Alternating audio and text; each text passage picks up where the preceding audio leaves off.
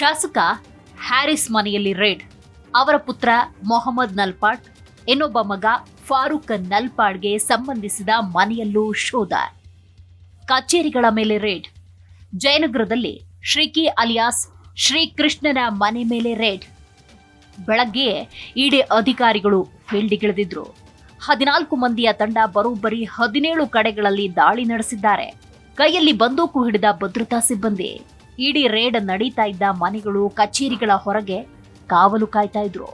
Bitcoin 2020ರಲ್ಲಿ ರಾಜ್ಯ ರಾಜಕಾರಣದಲ್ಲಿ ಹಲ್ಚಲ್ ಎಬ್ಬಿಸಿದ ಪ್ರಕರಣ.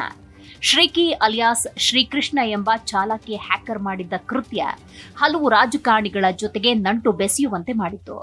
ರಾಜ್ಯದ ದೊಡ್ಡ ದೊಡ್ಡ ರಾಜಕಾರಣಿಗಳ ಪಾಲಿಗೆ ಇದು ನುಂಗಲಾರದ ತುತ್ತು. ಅಲ್ಲದೆ ಕಾಂಗ್ರೆಸ್ ಶಾಸಕ ಹಾಗೂ ಹಾಲಿ ಬಿಡಿಎ ಅಧ್ಯಕ್ಷ ಎನ್ಎ ಹ್ಯಾರಿಸ್ ಪುತ್ರ ನಲ್ಪಾಡ್ ಹೆಸರು ಕೂಡ ಶ್ರೀಕಿ ಜೊತೆ ತಳುಕು ಹಾಕೊಂಡಿತ್ತು. ಇದಕ್ಕೆಲ್ಲ ಕಾರಣ ಬಿಟ್ಕಾಯಿನ್. ಹ್ಯಾಕರ್ ಶ್ರೀಕಿ ತನ್ನ ಚಾಲಾಕಿತನ ಬಳಸಿಕೊಂಡು ಬಿಟ್ಕಾಯಿನ್ಗಳಿಗೆ ಕನ್ನ ಹಾಕ್ತಾ ಇದ್ದ ಎಂಬುದರ ಬಗ್ಗೆ ಮಾಹಿತಿ ಸಿಗ್ತಾ ಇದ್ದಂತೆ ಅಂದಿನ ರಾಜ್ಯ ಸರ್ಕಾರ ಈ ಪ್ರಕರಣವನ್ನ ಎಸ್ಐಟಿ ತನಿಖೆಗೆ ನೀಡಿತ್ತು. ಇದೇ ಸಂದರ್ಭದಲ್ಲಿ ಜಾರಿ ನಿರ್ದೇಶನಾಲಯದ ಅಧಿಕಾರಿಗಳು ಕೂಡ ಪ್ರಕರಣ ದಾಖಲು ಮಾಡಿಕೊಂಡು ತನಿಖೆಗಿಳಿದಿದ್ರು. ಈ ವೇಳೆ ಅಕ್ರಮ ಹಣಕಾಸು ವರ್ಗಾವಣೆ ಆಗಿರೋ ಬಗ್ಗೆ ತನಿಖೆಯಿಂದ ಹೊರಬಂದಿತ್ತು. ಇದೀಗ ಇದರ ಮುಂದುವರೆದ ಭಾಗವಾಗಿ ಇಡಿ ಅಧಿಕಾರಿಗಳು ಅಖಾಡಕ್ಕಿಳಿದಿದ್ದಾರೆ.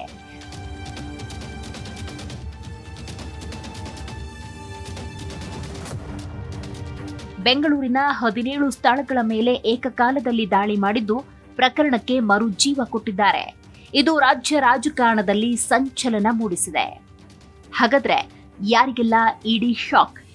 ಅಶೋಕ್ ನಗರದಲ್ಲಿನ ಶಾಸಕ ಎನ್ಎ ಹ್ಯಾರಿಸ್ ಮಗ ಮೊಹಮ್ಮದ್ ನಲ್ಪಾಡ್, ಶಾಸಕ ಹ್ಯಾರಿಸ್ ಎರಡನೇ ಮಗ ಫಾರೂಕ್ ನಲ್ಪಾಡ್, ಕೇಂದ್ರ ಮಾಜಿ ಸಚಿವ ಕೆ ರೆಹಮಾನ್ ಖಾನ್ ಅವರ ಮೊಮ್ಮಗ ಅಕೀಬ್ ಖಾನ್ ಹಾಗೂ ಬಿಟ್ಕಾಯಿನ್ ಹಗರಣದ ಪ್ರಮುಖ ಆರೋಪಿಯಾಗಿರೋ ಶ್ರೀಕೃಷ್ಣ ಅಲಿಯಾಸ್ ಶ್ರೀಕಿ ಮನೆ ಮೇಲೆ ದಾಳಿ ಮಾಡಿ ಪರಿಶೀಲನೆ ನಡೆಸಲಾಗಿದೆ.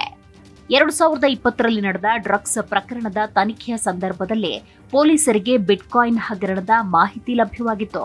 ಸಿಸಿಬಿ ಪೊಲೀಸರು 2020 ನವೆಂಬರ್ ತಿಂಗಳಿನಲ್ಲಿ ಕೆಲವರನ್ನ ಮಾದಕ ದ್ರವ್ಯ ಸೇವನೆ ಪ್ರಕರಣದಲ್ಲಿ ಬಂಧಿಸಿದ್ರು. ಪ್ರಕರಣದ ತನಿಖೆ ನಡೆಸಿದ ಸಂದರ್ಭದಲ್ಲಿ ಡಾರ್ಕ್ ನೆಟ್ ಮೂಲಕ ಬಿಟ್ಕಾಯಿನ್ಗಳನ್ನು ಬಳಸಿಕೊಂಡು ಡ್ರಗ್ಸ್ ದಂಧೆ ನಡೆಸಿದ್ದಾರೆ ಅನ್ನೋ ಮಾಹಿತಿ ಬಹಿರಂಗವಾಗಿತ್ತು. ಅಲ್ಲದೆ ಇದು ಹೈ ಪ್ರೊಫೈಲ್ ಮಟ್ಟದಲ್ಲಿ ನಡೀತಾ ಇದೆ ಅನ್ನೋ ಮಾಹಿತಿ ಸಿಕ್ಕಿತ್ತು. ರಾಜ್ಯ, ಅಂತಾರಾಷ್ಟ್ರೀಯ ಮಟ್ಟದಲ್ಲಿ ಶ್ರೀಕಿ ಹ್ಯಾಕಿಂಗ್ ಕೃತ್ಯ ಬಯಲಾಗ್ತಾ ಇದ್ದಂತೆ ಪ್ರಕರಣ ಗಂಭೀರತೆ ಪಡೆದುಕೊಂಡಿತ್ತು. ರಾಜಕಾರಣಿಗಳು, ಅಧಿಕಾರಿಗಳು, ಉದ್ಯಮಿಗಳ ಜೊತೆ ಶ್ರೀಕಿ ನಿರಂತರ ಸಂಪರ್ಕ ಇಟ್ಟುಕೊಂಡಿದ್ದು ಗೊತ್ತಾಗಿತ್ತು. ಸಿಸಿಬಿ ಪೊಲೀಸರು ಪ್ರಕರಣದ ತನಿಖೆ ನಡೆಸ್ತಾ ಇದ್ರು. ಬಳಿಕ ಸಿಐಡಿ, ಸಿಬಿಐ, ಇಡಿ ಕೂಡ ತನಿಖೆಗೆ ಎಂಟ್ರಿಯಾಗಿತ್ತು. ಹಾಗಾದ್ರೆ ಏನಿದು ಬಿಟ್ಕಾಯಿನ್ ಪ್ರಕರಣ?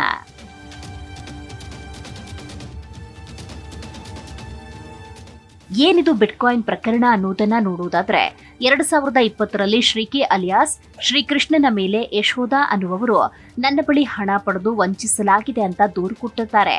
ಅಶೋಕನಗರ ಠಾಣೆಯಲ್ಲಿ ಶ್ರೀಕಿ, ರಾಬಿನ್ ಖಂಡೇಲ್ವಾಲಾ, ಅಜಿತ್ ಖಂಡೇಲ್ವಾಲಾ ಸೇರಿದ ಹಾಗೆ 3 ಮೇಲೆ ಎಫ್ಐಆರ್ ದಾಖಲಾಗಿತ್ತು. ಯಶೋಧ ಬಳಿ 28 ಲಕ್ಷ ರೂಪಾಯಿ ಹೂಡಿಕೆ ಮಾಡಿದ್ದ ಈ ಖತರ್ನಾಕ್ಗಳು 45 ಲಕ್ಷ ರೂಪಾಯಿ ಬರುತ್ತೆ ಅಂತ ನಂಬಿಸಿದ್ರು.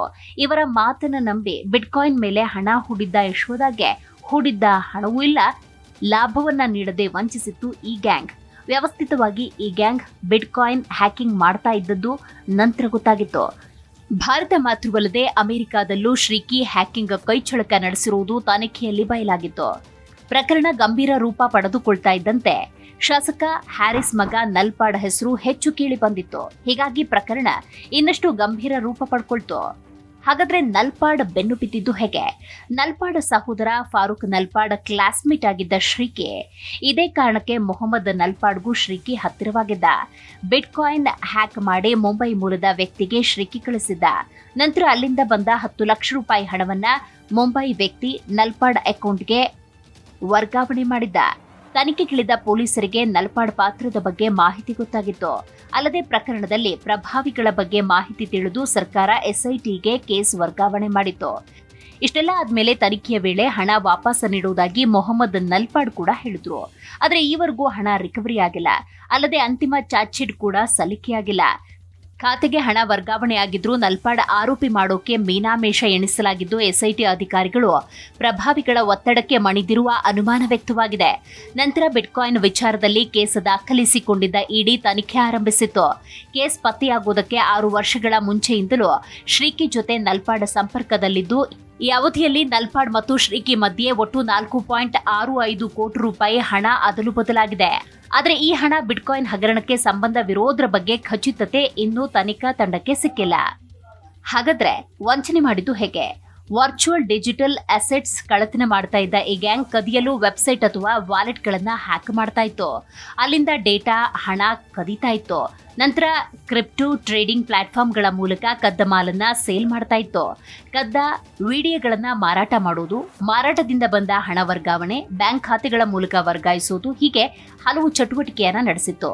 ಹೀಗೆ ಈ ತಂಡ ಸಾವಿರಾರು ಕೋಟಿ ರೂಪಾಯಿ ವಂಚನೆ ನಡೆಸಿದೆ ಅನ್ನೋ ಮಾಹಿತಿ ಇದೆ. ಹ್ಯಾಕರ್ ಶ್ರೀಕಿಯ ಚಾಣಾಕ್ಷತೆಯನ್ನ ಬಳಸಿಕೊಂಡು ಹಲವರು ಹಣ ಸಂಪಾದಿಸಿದ್ದಾರೆ ಅಂತ ಹೇಳಲಾಗ್ತಾ ಇದೆ. ಆದರೆ ಈಗ ಇಡಿ ವಿಚಾರದಲ್ಲಿ ರಾಜಕೀಯ ಜಿದ್ದಾಜಿದ್ದಿ ಜೋರಾಗಿದೆ. ನಲ್ಪಾಡ್ ಕುಟುಂಬದ ಮೇಲೆ ಇಡಿ ಅಧಿಕಾರಿಗಳು ದಾಳಿ ನಡೆಸಿರುವ ವಿಚಾರ ಈಗ ರಾಜಕೀಯ ರೂಪ ಪಡೆದುಕೊಂಡಿದೆ. ಕಾಂಗ್ರೆಸ್ ಹಾಗೂ ಬಿಜೆಪಿ ಆರೋಪ ಪ್ರತ್ಯಾರೋಪದಲ್ಲಿ ಮುಳುಗಿ ಹೋಗಿದೆ.